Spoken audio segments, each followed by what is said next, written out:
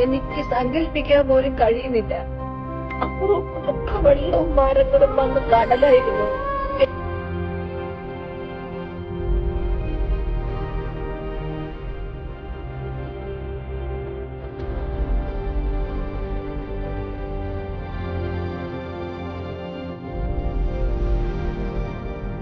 നമുക്കറിയാം കേരളക്കരയായ കണ്ണീരിലാഴ്ത്തിയ ഒരു സംഭവങ്ങളാണ് കഴിഞ്ഞ ദിവസങ്ങളായിട്ട് നടന്നുകൊണ്ടിരിക്കുന്നത്. പ്രത്യേകിച്ച് വയനാടിന്റെ പ്രദേശത്ത് വലിയ ഉരുൾപൊട്ടൽ സംഭവിച്ചിട്ടുണ്ട്. അപ്പം കേരളക്കരയും മലയാളികളും എല്ലാം ഒത്തൊരുമയോടുകൂടി നിന്നുണ്ട്. ആ ഒരു പ്രശ്നത്തിൽ ബുദ്ധിമുട്ടുകൾ നേരിടുന്നവർക്ക് അതിലേക്ക് കൈത്താങ്ങുകൾ നൽകിക്കൊണ്ടിരിക്കുകയാണ്.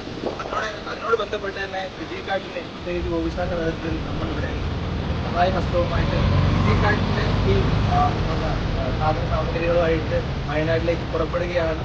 അപ്പം നമ്മൾ എല്ലാവരും എപ്പോഴും പറയുന്ന പോലെ എന്തൊക്കെ പ്രതിസന്ധികൾ കടന്നു വന്നാലും നമ്മൾ മലയാളികൾ ഒരുമിച്ച് നിൽക്കുകയും അതുപോലെ തന്നെ പ്രശ്നങ്ങൾ അതിജീവിക്കുകയും നല്ലൊരു നാളെ കെട്ടിപ്പടുക്കുകയും